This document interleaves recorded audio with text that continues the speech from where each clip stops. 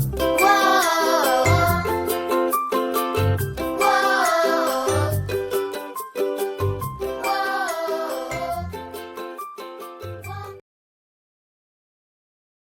guys, Comic Boom here to review Future State Week 4 of DC Comics. Not a bad week, not as good as last week, that had Nightwing and Catwoman, which were stellar. But I got to tell you, this week here we got a list of 6, and there's at least 3 that I like, possibly 4. But 3 for sure. And let's go through the list here. Future State Week 4. We have Bendis' Legion of Superheroes. We have Marika Tamaki's Dark Detective. We have Yang's Batman and Superman. We have Thompson's Suicide Squad. We have Mark Russell's Superman vs. Imperious Lex. And we have Brandon Thomas's Aquaman. And so why don't we get started in terms of what I think of each of these individual issues. And we're going to start with the Legion of Superheroes. Guys, this is written by Brian Michael Bendis and with art by Riley Rossmo. Now, Riley Rossmo's art is most certainly an acquired taste. And I got to tell you, I'm going to, just a straight heads up, I'm not going to be near as harsh as some people are going to be on this issue, because some people are going to brutalize this issue just for the art, okay? Now, while I'm not a huge fan of Riley Rossmo's art, I do find that his art worked. He did a Vertigo series a while back, and I didn't even mind his Martian Manhunter that was written by Steve Orlando. Once you get accustomed to his art, I think it does, you can get into the story. So I'm not as harsh as some critics that will say that I absolutely can't get into it. Although I will say that there's the worst insult I heard about Riley Rossmo, which I think was a little harsh, was that it made the reader's eyes hurt as much as Brian Bendis's writing made his brain hurt. In any event, this is not a great combination of writer and artist, but I will say that there is a story here to be had, but unfortunately, the Legion of Superheroes is a franchise that has not been well written by Brian Bendis. It's not been particularly well structured, not been well organized. It's very odd to have a Future State Legion of Superheroes story to begin with, because Legion of Superheroes is already in the future. Why do you need a Future State Legion of Superheroes story? It just seems redundant. Seems a little bit odd. Same thing can be said, frankly, in the Black Adam story that we're going to get to later on down the road. Where we have the Justice Legion of the 853rd century. I'm not sure why we need a Future State story in that regard, although that was a really good story. But in this case, with respect to the Legion of Superheroes, some of the artistic choices here, I'm not sure why Riley Rossmo makes the artistic choices he did. Why is he making Saturn Girl's head look big and disproportionate like this? Some of these artistic choices are really off. There's even a Brainiac. Instead of a Brainiac 5, there's a Brainiac 7, and he's sort of like a cybernetic being now. A lot of these seem to be narrative choices that are made by Brian Bendis simply to allow Riley Rossmo to try to draw something different. And since Riley Rossmo has a very stylistic and a very unique particular artistic style that doesn't appeal to everybody, it's kind of a risk that I don't think really has paid off. But having said that, this is my review, so it's my bias. I thought there were some interesting plot points here. There is a traitor amongst the team. This takes place in the future. The Legion of Superheroes in the 31st century has become disbanded. There was a traitor on the team, and that traitor is, I won't give it away who the traitor is, but it betrays the team. The Legion is disbanded, and there's another group of beings that want to sort of form a new Justice League, and there's a Triplicate Girl has lost one of her personas, and so she's now duplicate. She's Duplicate Girl, not Triplicate Girl. There's a number of things that has happened here, and I did a review for this on the Weird Science DC website, Weird Science DC website. Check it out. In any event, I'm just going to quote from my own writing, so I can quote myself. It's not plagiarism. The plot line is not complicated. Within the first few pages, it's made clear that the Legion of Superheroes is no longer together and a certain member betrayed the team. The Horaz are still the bad guys, and there is another fledgling group of aliens who wish to form their own legion, radicalized by the failure of the original team. For those readers who are not fans of Rossmo's unique artistic style, you can be comforted by the fact that the word balloons are everywhere, covering up chunks of imagery. That's Brian Michael Bendis for you. You can always rely on his dialogue to cover up the art, and that can be a blessing in disguise if you're not a fan of the art. Let's face it. Triplicate Girl is now Duo Damsel, Brainiac 5 is now Brainiac 7, and the United Planets is essentially dead following the presumed murder of Chameleon Boy's mother, who was the former Madam President of the United Planets. What is most obvious about this Bendis scripted floppy is that he has conveyed more substantive plot elements into a single issue than he has in any of his DC work to date, and that is the truth. Now, overall, I got to say that this is probably a somewhat of a confusing ride, but it ends with the Legion confronting their member who betrayed the team, and I'm just going to say who it is. It's Element Lad, and who really was hoping for Element Lad? Those of us who've been reading Legion of Superheroes, which is, I believe, a decreasing number, we were really looking forward to what we hoped would be a revitalized Great Darkness saga with maybe Darkseid showing up in the 31st century. Instead, in the latest issue of Legion of Superheroes number 12, we just had Rogolzar show up again. Bendis just can't get rid of him. Bendis insists that Rogolzar is relevant and useful, but he's not. He's a fairly irrelevant villain, and he shows up and he's defeated in essentially, 2 issues. He's defeated handily by Monel and Superboy, and it's kind of depressing. It really kind of is. But in any event, this doesn't really go anywhere. I can't recommend this issue. If you're a diehard Legion of Superheroes fan like me, you'll probably want to pick it up just because you love the team and you love the franchise. But it was a disappointment. I was hoping for a little bit more. So, all right. So continuing on, the next comic book is Future State Aquaman. Now, this Future State Aquaman is definitely one that it's my personal favorite of the week. The writer is Brandon Thomas, artist is Daniel Sampere, the colorist is Adriano Lucas, and Clayton Cowles is the letterer. This is just a really great comic.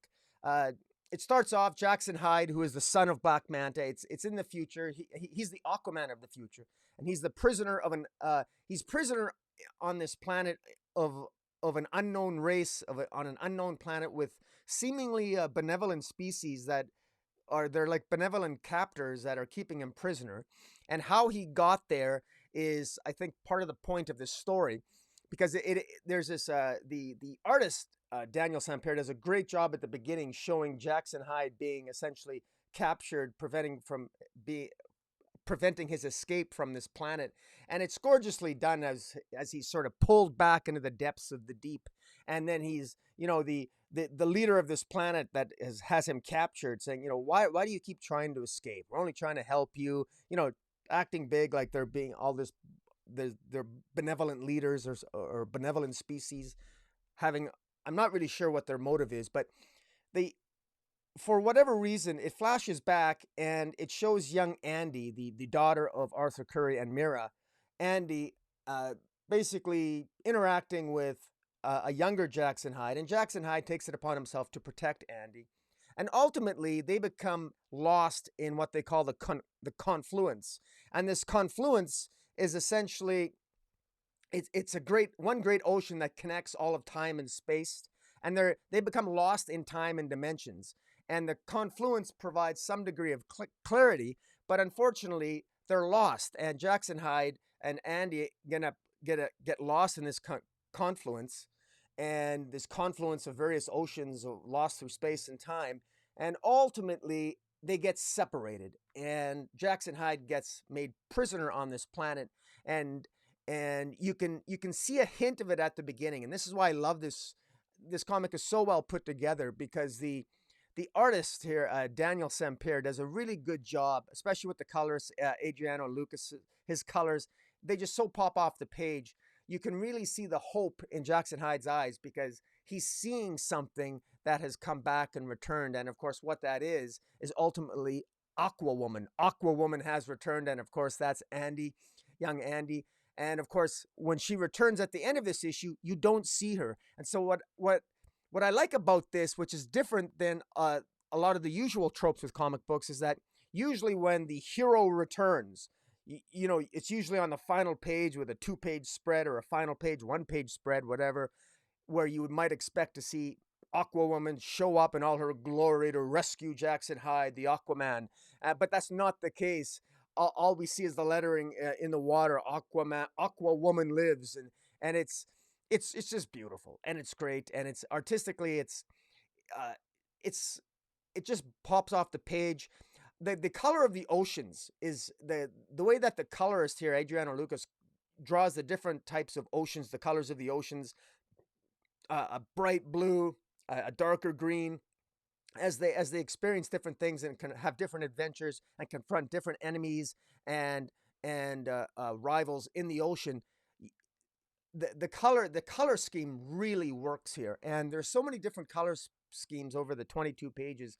It really is impressive, and I gotta say, I love the conversation between Jackson Hyde and his captor as he thinks back and as they flash back to his interactions with Andy and the guilt that he has in losing Andy and failing to protect her, and the kick-ass nature of Andy herself, what Andy does to herself in order to help and to free her and prevent Jackson Hyde from trying to rescue her, knowing that, you know, at one point, Andy, the future Aquawoman, knows that Jackson Hyde will probably just end up killing himself trying to rescue her. And so what she does to herself in removing one of her own limbs shows what kind of a kick-ass character she is. She's very much like her father that way, or perhaps more like her mother. It's, you know, mileage will vary on that opinion. But in any event, this is a really good series. It's definitely worth. This was a comic that was probably the best of the week, and again, you can see from the colors here that it's just great, and it's just beautiful. It's like, you know, for anyone who's ever been fortunate enough to be in Mexico or swam in the ocean, I mean, this was just really, really impressive, and the battle sequences and again, just it's really quite the experience. And Jackson Hyde himself has been sort of conserving his strength. You get a sense that he's been keeping a lot of his strength inside, pent up over the years, because he feels hopeless. And when he knows that Aquawoman is alive, at the end, he knows she's still alive, and he's buying time and distracting his captors until he knows she's going to arrive. And then, of course, he utilizes his full strength and escapes. And Aquawoman lives, people, and it's quite the thing. But in any event, check out Aquaman. It should really be Aquawoman. I don't know why they call it Aquaman. Maybe that was just for marketing. But who's marketing Future State? In any event, the next comic is Superman versus Imperious Lex. This is written by Mark Russell. And the art is, I'm not sure who the artist is. Let me see here. Blah, blah, blah.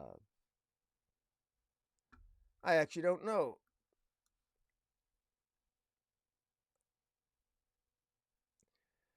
Okay, artist Steve Pugh, Steve Pugh, P-U-G-H. Another name, I mean, people, if you want your name pronounced properly, spell it properly, okay? If your name is P-U-G-H, that means you don't know what your name is. Oh, man. Steve Pugh. Artist Steve Pugh. It's actually not bad. This is a typical Mark Russell story, Superman versus Imperious Lex. I have a large Superman Silver Age collection, and that's great. And I remember Lexor. The planet Lexor in the Silver Age is a planet that Lex Luthor basically went out and he ruled his own planet, and the people on Lex Luthor's planet loved him, revered Lex Luthor, and ultimately in the Silver Age, the planet ended up being destroyed, and he blamed Superman for the destruction of his planet, and it was just a mechanism in order to make Lex Luthor hate Superman that much more. So the Silver Age story of Lexor is really overly simplistic, and like most Silver Age stories, just very badly written and a joke. That's why they don't endure that much to this day. That's why Marvel's Silver Age is so superior to DC's, is that they were just far better written stories, and DC Silver Age stories were just more jokes and pokey and dokey and stupid and blah blah blah. In any event, and I say that as a DC fan, but it's the truth. But in any event, this here is sort of a play on that, but Mark Russell actually tries to introduce some more real-world elements. And I can't see I can't see this future happening in the next 30 years of the DC universe. This idea that in the future, Lexor is in the future, Lex Luthor has his own planet Lexor, and he has these he builds these robots called reticulants, reticulants, which go around and they steal technology and they steal resources from other planets, and it makes the inhabitants of Lexor very rich, very lucrative, and of course, when Superman destroys or when Superman stops the reticulants and those robots from wreaking havoc on the galaxy, it throws the economy of Lexor into disarray, and it goes into a tailspin. It goes into a massive recession and a depression, forcing Lex Luthor to ask for admission into the United Planets. He wants Lexor to become a member of the United Planets. But of course, you can imagine the United Planets don't want that. Now, Lois Lane is the representative of Earth, and in New Metropolis, the United Planets meets at their headquarters in New Metropolis, and they are there to consider whether or not to let Lexor join. And this is Mark Russell's way of showing how great Superman is. That Superman, even though Lex Luthor tried to kill him and the people of Lexor tried to kill him, Superman has compassion for even the robots, because the robots, the reticulants or whatever, they are they actually are capable of feeling fear. And because these reticulants are capable of feeling fear, he sees the humanity even in our artificial intelligence. So he refuses to kill them. He just stops them. And he feels that the United Planets should set an example. And instead of ostracizing enemy planets, you should invite them to join the United Planets and show them a better way. And ultimately, that leads to a vote. And that really is what it is. And so it's got a nice lesson. It's interesting. Lex Luthor is still his usual sort of prick self. He's definitely like the Donald Trump of Lexor. It really shows how the people of Lexor, they don't think they've done anything wrong. They feel that it's tyrannical what Superman has done. They feel very much, it's very reminiscent of today, quite frankly, where you got two warring sides in politics, left and right, and you can see the perspective of both sides. And I'll be more blunt about it. You can see the fascism on one side on how fascism can delude an entire group of people, and you can see the side of rational thought on the other, and that's how come it's so reminiscent of today's politics. And I'll just let that hang there. In any event, not bad. The art's pretty good here. Steve Pug, whatever that is, he's it's decent art. I like it. And I will say I don't like this portrayal of Superman. I hate his outfit. I hate the artistic drawing of Superman.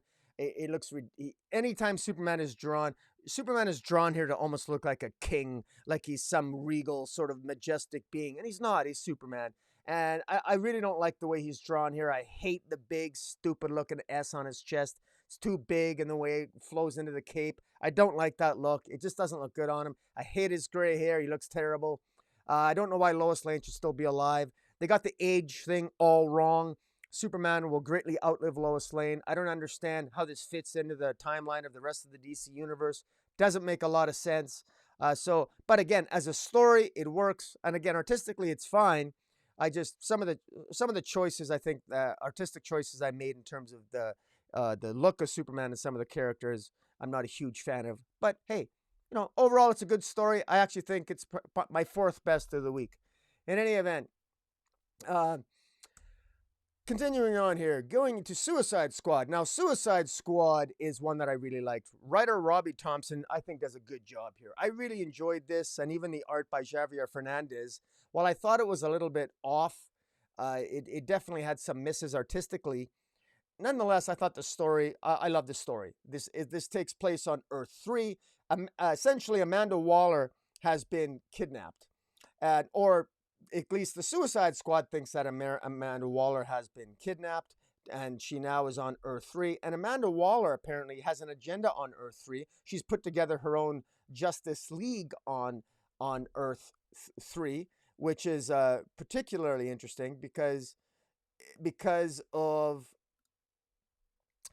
William Cobb, who is Batman. Hypnotic Woman is sort of like the Wonder Woman. Fisherman, a character called Fisherman, is the Aquaman. There's an Australian Bolt character that's now the Flash. Clayface is Martian Manhunter, Connor Kent is Superman, and they fight Sinestro, Brainiac, and Mongal. And of course, there's always somebody that dies in a Suicide comic, and in this case, it's William Cobb's Batman gets killed. Sinestro, I believe, gets killed. Mongrel gets killed, and ultimately, Brainiac himself is ultimately killed by Connor Kent of all things. Although I think he would have died anyway. He was actually killed, I think, cut in half by the Flash. But the actual Suicide Squad from Earth Zero is spying on the Justice Squad. It's called the Justice Squad of Earth 3 because they want to bring Amanda Waller back to Earth, because apparently Amanda Waller needs to be returned to Earth Designate Zero because in order to save Earth Designate Zero, and I'm not really sure why. And interestingly, the Justice Squad at some point defeated the Crime Syndicate, and there's actually an interesting scene where the entire Crime Syndicate of Aquaman and Superwoman, they're all in these tubes. Their corpses are, and Amanda Waller possesses a Black Lantern ring, and she wants to revive the Crime Syndicate, to control the Crime Syndicate, to be part of Task Force Z. So Amanda Waller already controls the Justice Squad. She also wants to revive the Crime Syndicate and control them for a Task Force Z. This Amanda Waller, if it's not clear, apparently it doesn't appear that she was kidnapped from Earth, from our Earth, to go to Earth 3. She seems to be there of her own accord, and she seems to have a very specific agenda. We're not clear what it is, but she mentions an agenda to Connor Kent of eradicating crime, and I guess she's done that. But what's the end game really of Amanda Waller? You never really know. It's not revealed yet. This is only an opening issue, but it's pretty good. Some other tidbits here. It's Amanda Waller who apparently made Connor Kent, and he's a combination of the genetics of Superman and Lex Luthor. And Amanda Waller tells Connor Kent to embrace his Luthor side, his dark side, while a dying Brainiac tells Connor to embrace his Kent side. So there's that dichotomy there. There's that character interplay. There's that conflict, that inner conflict of Connor Kent as to who he wants to be as a person. But I mean, it's on Earth 3, so I'm assuming he's going to embrace his Luthor character, not as Kent, but I guess we'll have to see. Interesting.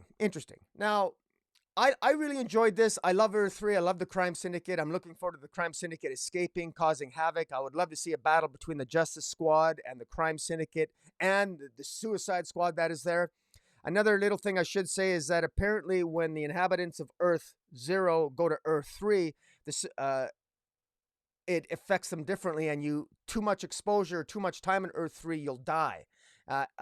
Black Manta at one point, it looks like Black Manta actually died because of the atmosphere in Earth 3, I guess killed Black Manta in this issue. So that's interesting. I'm not sure if he's actually dead, but we'll have to wait and see. No one really ever dies in comics, right? But this is the Suicide Squad comic. In any event, now continuing on, I'm just going to show some more pages here. Lots of death, lots of destruction. Again, the art I thought was serviceable. It did the job. Brainiac in order to show Brainiac replicating on the screen, the artist does a very curious thing. He draws these squares and replicate, and the word replicate is in the squares, and it's supposed to. It confused me at first, but that's supposed to be Brainiac, the character Brainiac, replicating himself. But I don't think it worked. Although it was an interesting artistic attempt at trying to convey that. But in any event, I should have probably shown these as I went along, but the fact that the Crime Syndicate are still alive and there's a Black Lantern ring involved, I got to say, this is probably one of the most interesting stories, one of the more interesting stories of Future State that I'm curious to read the second issue, and we'll have to see how that turns out. Now, my God, here, I just want to get out of this already. In any event, getting on to the next, the backup feature in Suicide Squad was Black Adam. And this was a really curious choice here. I don't know why they would throw this story in here, but this takes place in the 853rd century, dealing with the Justice Legion of the 853rd century. Now, for those of you who don't know who the Justice Legion is, you're forgiven because the last time the Justice Legion was really written about, it goes back to DC 1 million during the 1996 series, DC 1 million, written by Grant Morrison. And they are the Justice League of the 853rd century. Why do we need this story? I don't know, but I'm actually glad we got it. It's the beginning of the end, and it really is. This takes place, it's really at the end of time here, where you got Superman Prime, where the Fortress of Solitude is actually inside the sun, and they get attacked by the unkindness. The universe gets attacked by the unkindness, which consists of, it actually consists of the 7 deadly sins and the Lords of Chaos. And the 7 deadly sins and the Lords of Chaos, they attack this golden Superman Prime, and then they want to move to destroy the rest of the planet, but the rest of the universe. They destroy Mogo, they destroy the Green Lantern Mogo, the Green Lantern planet, they destroy the Atlanteans, they destroy a huge intergalactic force rather handily. So the universe is ultimately on the brink of destruction. And the only thing that they can think of to protect it, Wonder Woman is having an affair with Black Adam. Now, Teth Adam at the time in the future has given up magic. He's given up being Black Adam, and he's given up magic entirely. And the Kandak, his country of Kandak, is basically its own planet. It's beautiful, and it's basically built beautifully out of science and technology. And all the science and technology in the universe are used by Teth Adam, after he abandons magic, to build a beautiful place for himself. And of course, the Justice Legion go to Teth Adam, and they need his help. He doesn't think he can help them all that much. They end up getting attacked by the 7 deadly sins and the Lords of Chaos, and Black Adam ultimately says the words, and he turns into Black Adam, and he fends them off. And they not only fend them off, then they think they're going to die. Teth Adam and Wonder Woman are essentially the only ones really left, and Wonder Woman tells Black Adam that she is having her child, and that gives him a reason to live. You'll note here that Black Adam looks a lot like Dwayne Johnson, The Rock, and which is pretty cool, because it's about time they start doing those tie-ins. There should be more links between, if DC is going to build some semblance of a cinematic universe, there ought to be some narrative similarities or some visual similarities between the various characters. If Samuel L. Jackson can be Nick Fury, why can't Black Adam be drawn to look like Dwayne Johnson, The Rock, right? In any event, I like this story. It was actually pretty good. I thought the art here was actually pretty decent. Artist is Fernando Pasarin. Writer is Jeremy Adams. I thought this was actually reasonably well done. I'm actually curious to see how it ends. The Gold Beetle shows up at the end. Now, this is a black female character. I don't know if this is a new character or not. I'm assuming it's a new character. If I'm wrong on that, guys, feel free to enlighten me who the character is. What is the secret identity of Gold Beetle? I've got no idea. You know, I mean, if this was written by Bendis, I would think maybe it's Riri Williams. She came from the Marvel Universe. Who knows? I don't know. Maybe it's Naomi is the Gold Beetle. Who knows? I mean, let the speculation begin. I mean, you never know with Future State. It's all future chaos as far as I'm concerned. But in any event, not a bad story. Now we get into Batman and Future State Batman and Superman. This is written by Luen Yang, is the writer, and Ben Oliver is the artist. This one here is, I don't mind this. I actually don't, this was okay. This was, Luen Yang is actually a decent enough writer.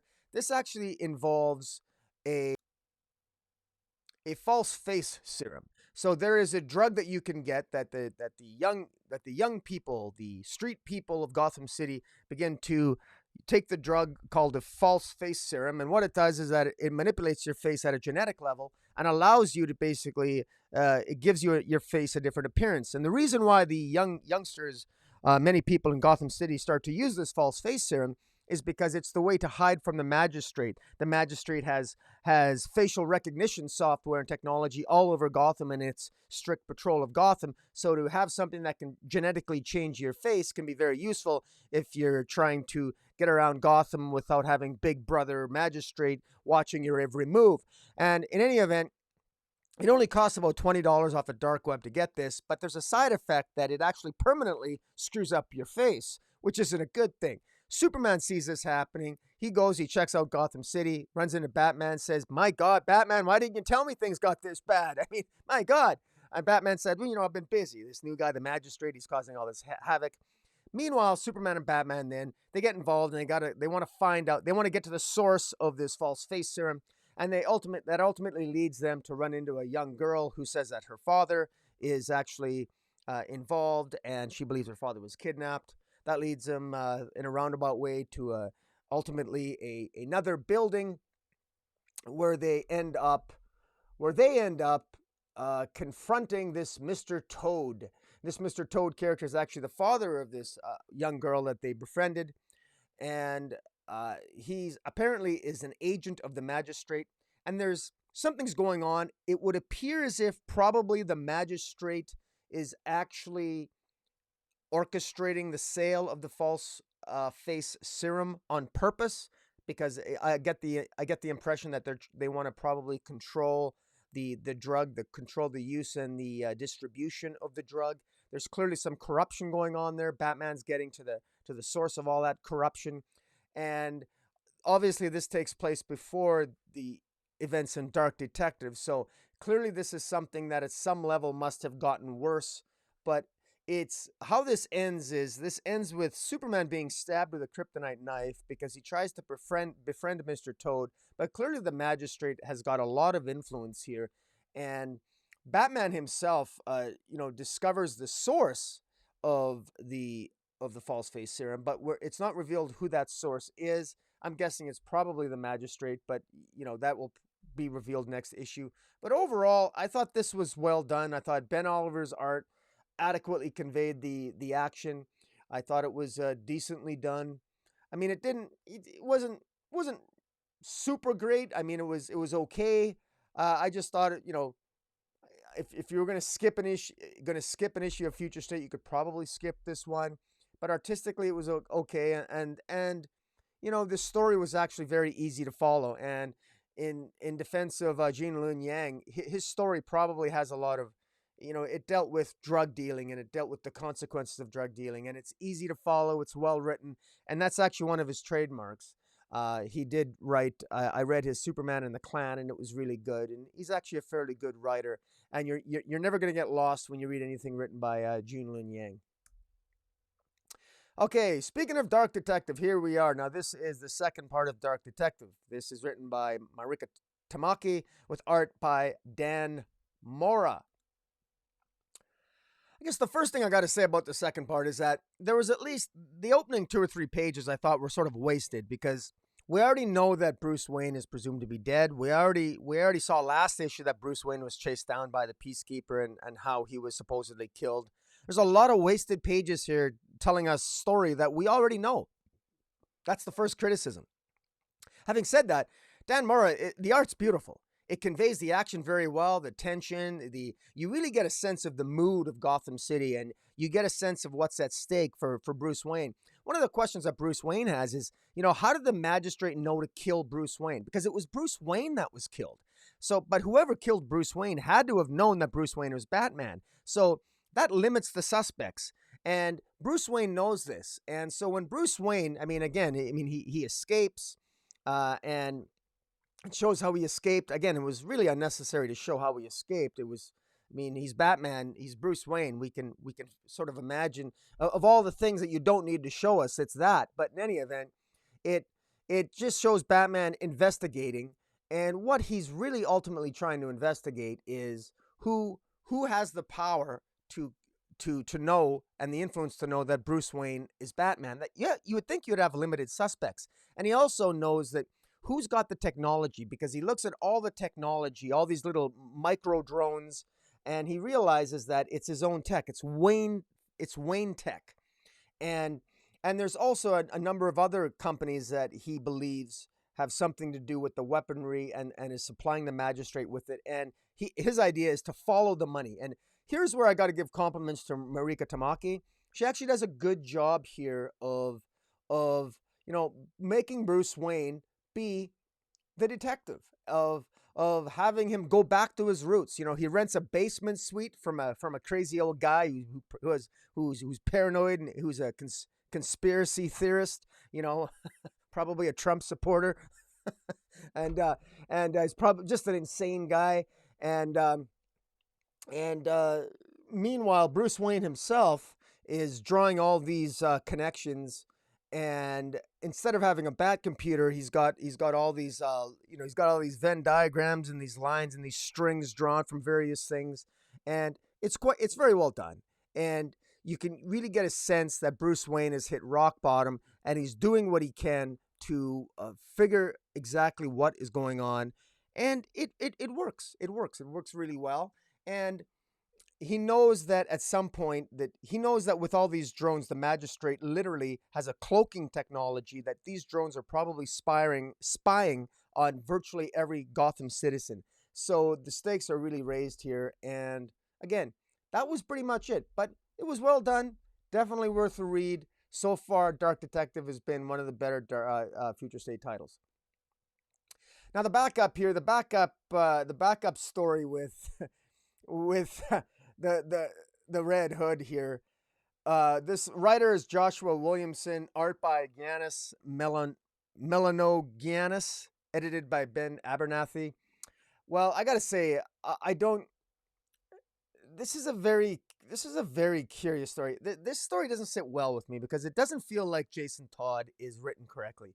We all know that Jason Todd will kill, but he does so very rarely. And in this story, while he doesn't kill, he doesn't say anything when Rose comes along and cuts an innocent person in half right in front of him. It seems to lack a significant. I'm trying to get a handle on Jason Todd. I know that he doesn't have the same moral center as Batman does, but I'm wondering. I'm hoping that Jason Todd is obviously sort of maybe trying to be undercover here, but he's him and in this story, him and Rose are in a sexual relationship with each other, and they're known as dead and alive, or dead or alive, because their job is to hunt down masks for the Magistrate. And the joke amongst the various peacekeepers is they call them dead or alive because they don't know they don't know who's going to bring them back dead or alive. Usually it's Red Hood brings them back alive and Rose brings them back dead. And it doesn't seem to bother Jason Todd that Rose kills the masks. And it's discovered here that Jason Todd discovers that the mask seems to have Mad Hatter technology. The villain Mad Hatter seems to be arguably perhaps controlling some of the people wearing the masks. Because one of the mysteries here questions I have that has not been answered is a lot of these people in masks are just stealing food. They're just trying to survive. And my question would be, if you're just trying to survive and you're stealing food just to survive and do this or that, why are you wearing a mask? I mean, if you're wearing a mask, then you're only going to make it that you're only putting a target on yourself. Why not, don't wear a mask? I mean, if you wear a mask, you're just going to highlight who you are more so than if you don't wear a mask. So it seems rather odd to me, but in any event, I guess with all the tyranny going on and what we know from another story now, since we know that the Magistrate has cloaking technology and these micro drones, since the Magistrate is spying on everybody anyway, does it really matter if you wear a mask? Because it probably knows who the masked people are anyway. So the whole thing is almost becoming a little bit moot in this sort of dystopian Gotham future. But in any event, the story here, I guess it was okay. I thought it was very meh. I thought the art was not very good. I didn't like the art. Giannis Melanogiannis is definitely, I thought the art could have been much better. I mean, it does work. There's an opening sequence here. I mean, it has all the bells and whistles. It shows the art. There's a certain kinetic energy to the art. When the Red Hood takes down Vigilante, and it's not the actual that Vigilante, but you get a sense of what's going on, and the art's very clear. I will note that there's a scene here where Rose cuts this innocent person in half who's wearing a mask with Mad Hatter technology, who's actually dressed up like the original Red Hood of how the Joker was dressed during the first of, when he confronted Batman at the Ace Chemicals. But in any event, I was surprised that Jason Todd never reacted more strongly to Rose literally cutting somebody in half in front of him. I mean, I know Jason Todd is badass, but she just cut somebody in half. So you're just going to ignore that and then sleep with her 1 minute and then watch as she cuts somebody in half the next. It just seemed a little bit odd to me, a little bit off. This whole story seemed off to me. I'm assuming that Jason Todd probably is working behind the scenes, but I'm not going to give Joshua Williamson a lot of props here because that wasn't adequately conveyed. The angst and the inner angst that Jason Todd ought to be feeling here, that wasn't conveyed very well at all on this. And it's not something that would have been able to have been done with the art. It just never worked. And it worries me. Joshua Williamson has never been particularly good with characterization. His Flash run was terrible. There was no development of Barry Allen in 100 issues. So far, what Williamson has done, and this includes anything that he had influence on in death metal, so far it's just not been impressive at all. And this just, again, doesn't bode well at all. So I'm really concerned. Joshua Williamson is the guy in control of Infinite Frontier. I suspect it might be an infinite mess if this is what we're going to be getting. Again, it's not bad, but it's not good either. In any event, that's just my opinion. Now, getting into, I guess at the end of the day, that was it. I just want to say the best issue of this week was Aquaman. By far, it really should be Aquawoman. I don't know why they called it Aquaman. It is Aquawoman. She kicked ass. And the worst, and I say probably my least favorite. I won't say the word worst. The least favorite was probably Legion of Superheroes. It had some good ideas in it, but I think just the combination of art and story, it was the wrong combination of artist and story. And ultimately, for new readers of Legion of Superheroes coming in cold, you're not going to have a clue. Not a clue what's going on. So definitely don't get Legion of Superheroes, but absolutely pick up Aquaman. It was amazing. Guys, tell me what you think of Future State Week 4. Am I full of it? Am I not? Just enlighten me. Hit the subscribe button. And follow me on Twitter at Metropolis40. And until next time, guys, I will say Comic Boom out. Whoa.